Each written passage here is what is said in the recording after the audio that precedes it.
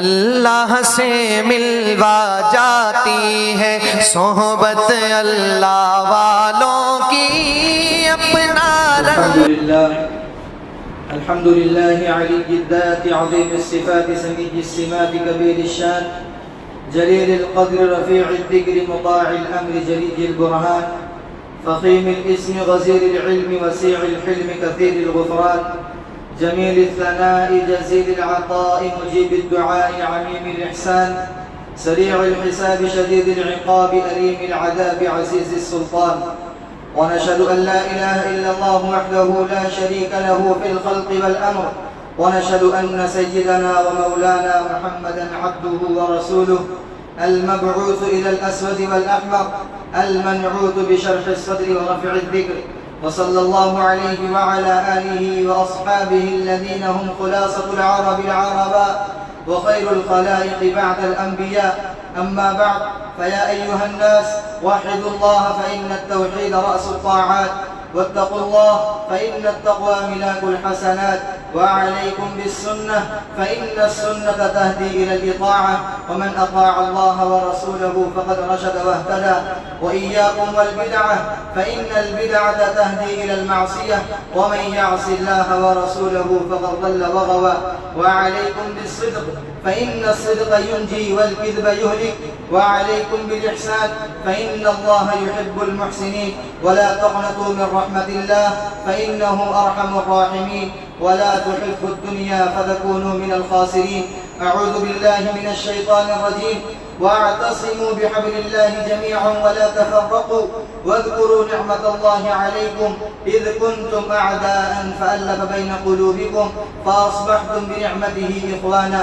بارك الله لنا ولكم في القرآن العظيم ونفعنا وإياكم بالآيات والذكر الحكيم إنه تعالى جواد كريم ملك بر رؤوف رحيم.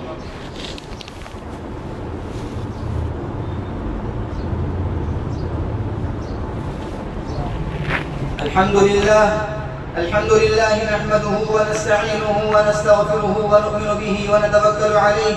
ونعوذ بالله من شرور أنفسنا ومن سيئات أعمالنا من يهده الله فلا مضل له ومن يضلله فلا هادي له ونشهد أن لا إله إلا الله وحده لا شريك له ونشهد أن محمدا عبده ورسوله وصلى الله على خير خلقه محمد وآله وسلم خصوصا على أول الصحابة وأفضلهم بالتحقيق أمير المؤمنين أبي بكر الصديق رضي الله تعالى عنه وعلى أورع الأحباب أمير المؤمنين عمر بن الخطاب رضي الله تعالى عنه وعلى أكمل الحياء والإيمان أمير المؤمنين عثمان بن عفان رضي الله تعالى عنه وعلى أسد الله الغالب أمير المؤمنين علي بن أبي طالب رضي الله تعالى عنه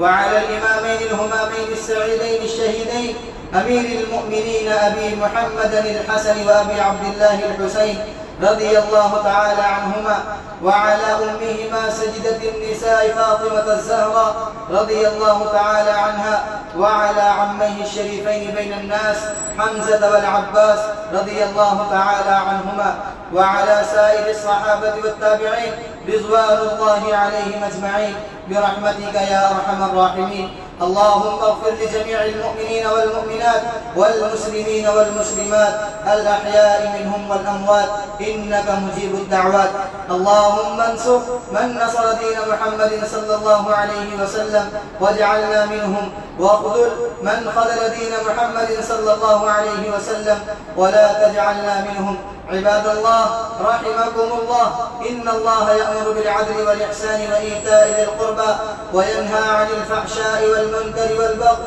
يعظكم لعلكم تذكرون اذكروا الله يذكركم وادعوه يستجب لكم ولذكر الله أكبر والله يعلم ما تصنعون. अल्लाह से मिलवा जाती है सोहबत अल्लाह वालों की